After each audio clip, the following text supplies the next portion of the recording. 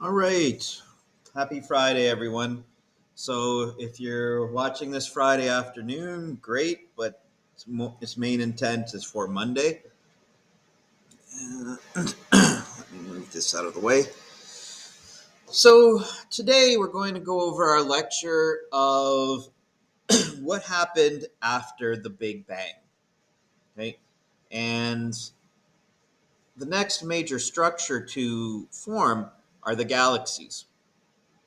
But the first thing we need to recognize is that as that primeval fireball started to expand and cool, and the universe gets so much larger at an enormous scale, and as it's getting larger and larger, right, it's still so incredibly hot that matter hasn't really decoupled from energy, right? Matter hasn't started freezing out yet. So something So if matter isn't freezing out yet and the universe is expanding, how did these clumps of matter, the galaxies, form? What drew them together if there was no matter? If there was no matter yet, if it was still all energy, what gave them the impetus or the drive to, when matter did freeze out, to clump together? Okay? So that's what we're going to discuss in this slide here. Again, this stuff is all theoretical. Excuse me, I'm a little tired today. Ask questions if you're confused. So let's look at that first point. Galaxies, galaxy clusters, so multiple galaxies grouped together, and larger structures are thought to have grown from small density fluctuations in the matter of the expanding universe. Okay? So when we say density fluctuations, we're talking about areas where there is more matter than others. And it could just be slightly more. Matter has gravity. Even dark matter has gravity. So, assuming that matter was perfectly equally distributed everywhere, there would be no clumping, there would be no galaxies. But at a tiny quantum level, there were fluctuations. So at a quantum level, I'm talking at below atomic. Right? There were tiny fluctuations in density. So these density fluctuations were the result of microscopic quantum fluctuations in the early universe that expanded to the macroscopic scale as the universe expanded. So remember, the universe isn't blowing outwards from one point. That infinitely small point is expanding everywhere all at once, but it's still super hot as it's expanding. So matter is not decoupling. Right? So this is where this third point is very relevant. Matter could not begin to clump together in the early universe due to being coupled with the intense radioactive field. So luminous matter, the matter that you and I are made of, is luminous matter, right? Luminous, we can see it. That hasn't frozen out yet, but dark matter could, since it interacts only weakly with normal matter and radiation. So dark matter could freeze out because it doesn't interact with radiation, it doesn't interact with energy. Okay? So the dark matter is still thought to have gravity, though. We don't understand dark matter. We know there's something there. We don't know what it is. We've called it dark matter. There's there is scientific evidence that dark matter exists. We don't know what it is. Okay? But the thought is that this dark matter, and it does have gravity, began to clump. Like long before the matter that makes up you and I and stars and the dust clouds in space, long before you and I were in existence, the dark matter began clumping because it doesn't interact with energy. It doesn't interact with the radiation.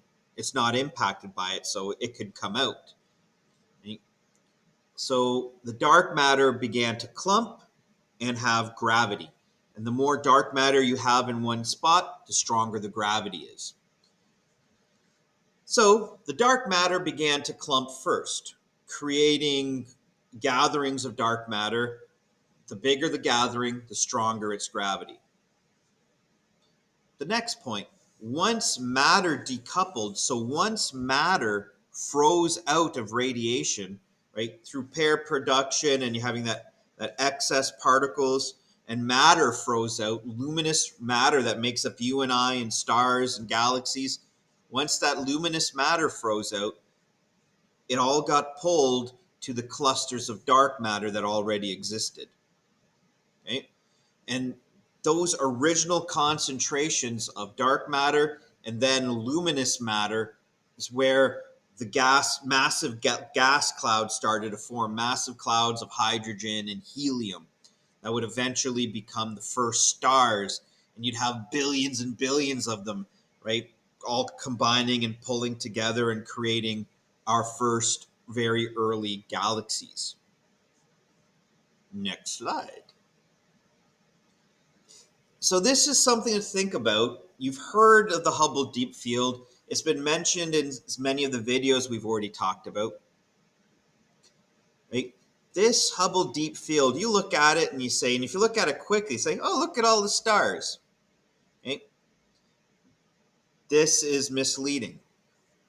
First, like I mentioned, I'm pretty sure I mentioned before, imagine you're standing outside, it's night, and you're holding a dime in your hand, and you're holding it out to a dark space between the stars.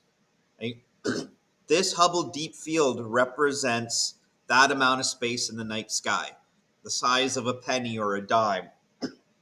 And they turned the Hubble telescope, they focused on this dark, dark space for a long time, let the light gather and gather, and they said, okay, what do we have where we see nothing? And we saw the Hubble Deep Field.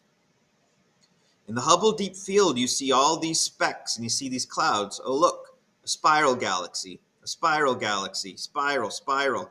And that could be an elliptical, right? Spiral galaxy. That looks like an elliptical galaxy. The only ones that are stars are the ones that have the flares of light coming out of them. And that's due to the structure of a telescope. There's a star, there's a star, there's a star, there's a star. All the rest of these blips of light, they are all galaxies. So just in a spot the size of a dime, and I don't have any coins on me. Let's see if I can find a coin. I don't. Like this piece of chalk, right? Little bigger than a penny. So someone's holding that out in front of them and right into the camera right there, looking in the night sky. And in that picture, there are probably thousands of galaxies in that tiny little space. In the night sky, there are thousands of galaxies deep, deep, deep in space, right?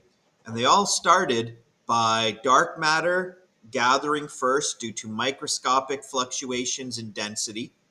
And then as matter froze out, that luminous matter was attracted to those areas of stronger density. The more matter you have in one spot, the stronger the gravity. So it was attracted to those areas of slightly stronger gravity. And over time, over billions of years, pulled in huge amounts of gravity that started forming stars, that started being attracted to the central point of gravity and forming galaxies. So this diagram here, it's showing over time, right? This is, 1 second after the Big Bang. This is 1,000 years after the Big Bang. And this is 10 to the 8. So is that 10 million or 100 million? 10 to the 8. 1 second. I think it's 100 million. 1, 2, 3, 4, 5, 6, 7, 8.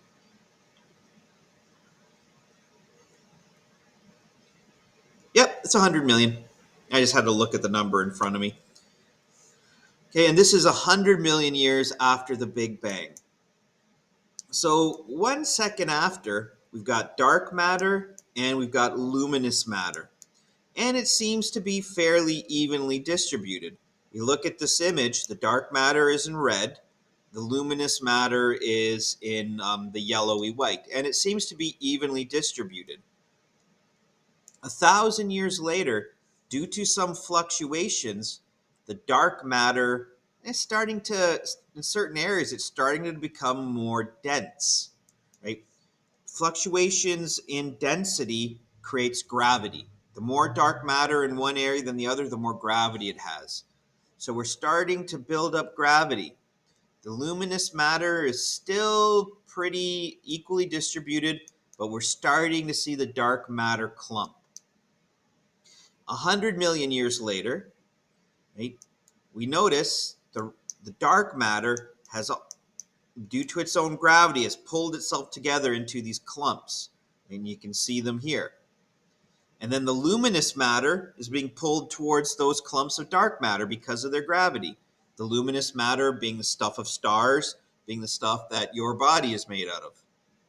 Okay? So all that got pulled together, and in outer space, the compacting of all that gas creates stars, and then you've got billions and billions of stars. You have a galaxy. So let's look at these points here. Excuse me, I feel like I need to sneeze. The above diagram, or the diagram to the side, this side, that side, that side. The above diagram, I'm bored. The above diagram shows that as dark matter began to clump, luminous matter was drawn into the dark matter peak. So where we have these peaks of density of dark matter, the luminous matter began to clump there. This explains why luminous matter is concentrated into distinct areas in outer space, right? Those distinct areas being these galaxies. The luminous matter isn't spread out evenly. It's concentrated into those galaxies you're seeing in this diagram here. When I'm pointing at the screen, it looks like I'm just pointing at you, but I'm pointing at the screen in front of me, all them galaxies. So, back to that point. This explains why luminous matter is concentrated into distinct areas and not uniformly spread throughout the universe. And this is why the rest of the observable universe is devoid of luminous matter. Luminous matter. Okay? Meaning, I look out, and inside, in between the galaxies, there's blank, empty space. Right? Because the dark matter clumped first due to fluctuations in its density.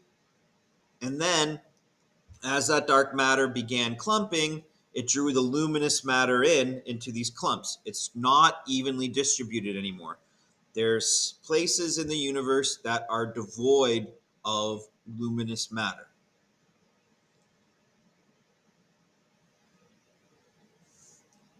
So what this image was, it's a computer simulation, and each square represents the observable universe. The first box, a billion years after the Big Bang. The Big Bang happened 14 billion years ago. Box 2, 4 billion years after the Big Bang.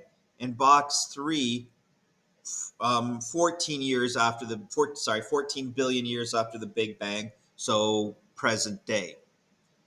And what we see, we get a cloud of matter, and then we see over time the gravity of the dark matter pulls the luminous matter in, and we get this filamentous cloud, right? So there's filaments. The matter isn't evenly distributed. There's spaces where there's nothing. We get these large filaments of matter. Maybe we see concentrations in certain areas, but each one of these little yellow specks is meant to be one or more galaxies. So the universe, matter isn't evenly distributed into it. It's all these fibers running through. So this image shows a computer simulation of a universe made up of 30% matter, right? So 30% matter, 30% dark matter, and 70% that unknown quantity dark energy, which we think is driving the current expansion and acceleration of our universe. Note the filamentous structure of the universe, which corresponds to observations made of the observable universe. So we think that all the galaxies, they're not evenly distributed, but they're spread out into these filaments. Okay, and in between the filaments, these open spaces, they are known as voids.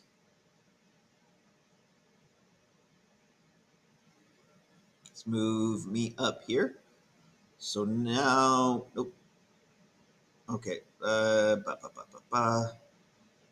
picture is still interfering. I'll go down here. Okay. So this diagram here is showing Earth. Then we're expanding outwards. So here we have the Earth, the solar system, and then in the solar system, we have the interstellar neighborhood, the stars near our solar system. Okay? So we got the Earth, the solar system with the sun in the center. We expand outwards, and there we are in red. That's our solar system. These are the neighborhood of stars around us. Then we have the spiral galaxy, that the Milky Way, where we belong, and Earth is in that second outer arm there. It's where our solar system is. Then we expand outwards. We've got our galaxy, the Milky Way, and then we have our local galactic group. That's Andromeda there. If you watch the videos I gave you, they talked about our local group, right? The large Magellanic and small Magellanic clouds, right? The Andromeda galaxy. This is our local group of galaxies, the two big ones, Milky Way and Andromeda. And then there's various smaller other galaxies. Then we have the Virgo supercluster. So you can see there's a filament of galaxies. We have our local group of superclusters. So in red here, this would be the Virgo supercluster where we are. And then there's all these, hundreds of galaxies in each of these clouds. And then outwards, right, the center is our observable universe. The center is us. And then everywhere around us is the observable universe. So what this diagram is trying to illustrate to us is kind of the organization. We have our planet belonging in a solar system. We have the local stars around our sun. This is where we are in our galaxy. Our galaxy is part of the local group of galaxies, part of a huge cluster. Then we have all those local huge clusters, and then we have the observable universe. So hopefully what this is illustrating to you is how tiny we are in all of it. We look at ourselves, and when we think of ourselves, we're selfish beings. Being a little selfish is what keeps us alive and protecting ourselves. It's kind of innate, but we are supremely tiny. We're a little speck on this little blue marble, which is one of 8 planets in our solar system, which is a tiny little speck in the stellar neighborhood, which isn't even a speck in the Milky Way.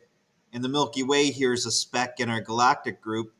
And our galactic group is a speck in the supercluster, which is a speck in the local superclusters, which doesn't even register in the observable universe. So, how important are you? How important am I? How important is everything? Pretty important to ourselves, to our family, to the world that we are familiar with. Right? But the scary thought, it's kind of a cool thought, but it's still kind of scary, is the world around us is so much larger, the universe around us. And I'm not saying you're not important, but I'm just kind of putting things into scale. You are important. You're important to your family, your friends. You're important. You're important to me. But so importance was a wrong choice of words. But I was just trying to get the idea that our universe is so huge. It's so huge, and we're a tiny, tiny part of it. But within our interstellar neighborhood, we haven't seen any other life yet. We're the only ones we have discovered. There probably is. And if we're to look at how big everything is, I guarantee there's other life out there. There has to be. Maybe not. Maybe we're just a one-off, but I doubt it.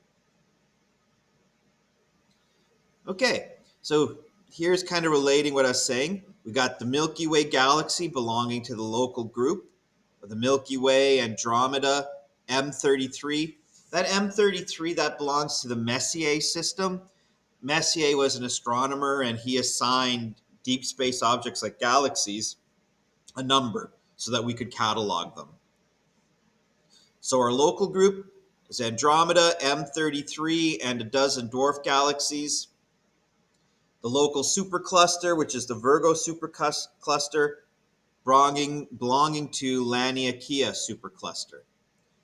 I posted this article for you to read on the homepage.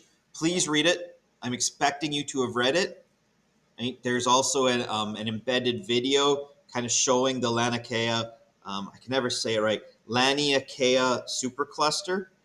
Right? And in that supercluster, it talks about things like the great attractor and other areas of gravity that are pulling us. And there's movement within these superclusters, and the galaxies are flowing like a stream. They're being drawn towards this cluster of gravity, which is probably dark matter. And some YouTube videos to watch. I already mentioned voids and superclusters. Okay, so this is just showing that diagram again, just in a different scale, right? Here's the Milky Way. We are a little splotch right about here. Here's Andromeda. Andromeda is blue shifted, right? It's moving towards us. Eventually, our galaxies will collide. I think in like 4 billion years, they're expected to collide. Right? Humanity would probably be long gone by then. Who knows? But probably long gone, or we'd evolve into something else. But in this local group, right, we can see the two main spiral galaxies, and then we can see all these other little clusters of galaxies around us.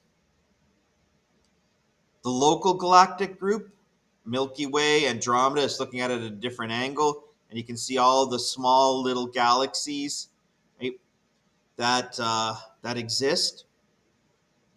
Right? These ones here, the large Magellanic and the small Magellanic, right? They're all being pulled into us.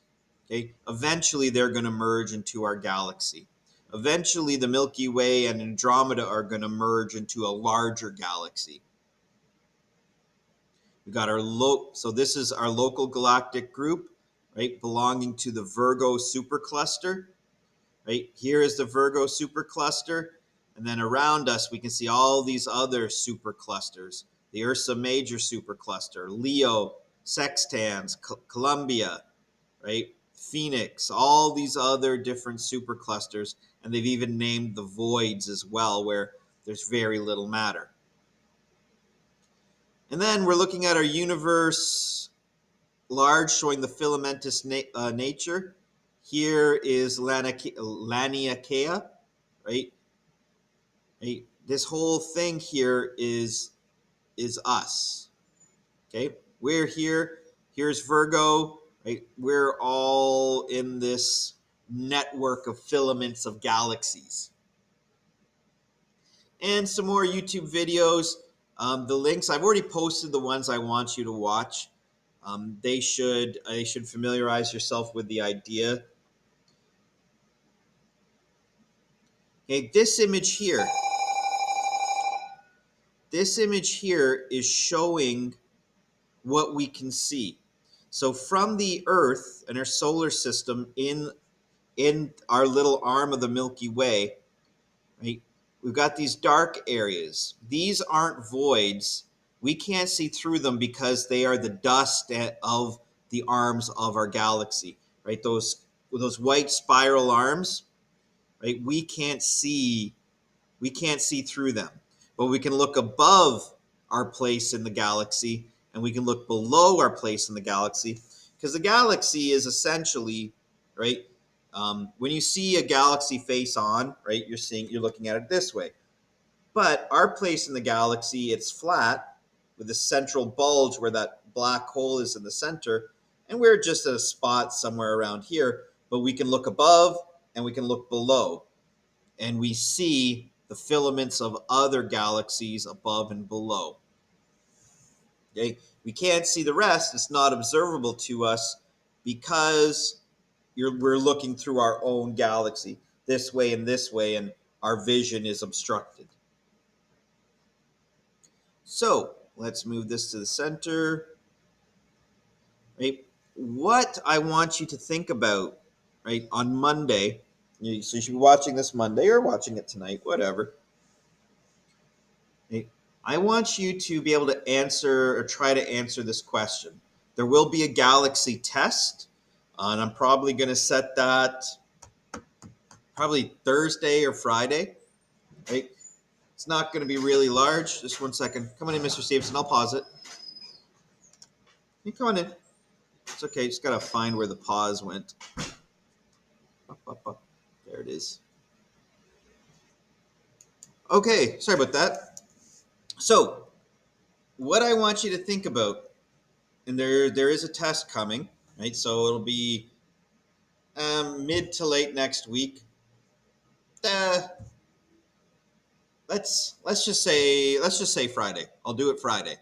Okay, so next Friday there's a test coming. Um, it's going to be on your galaxies.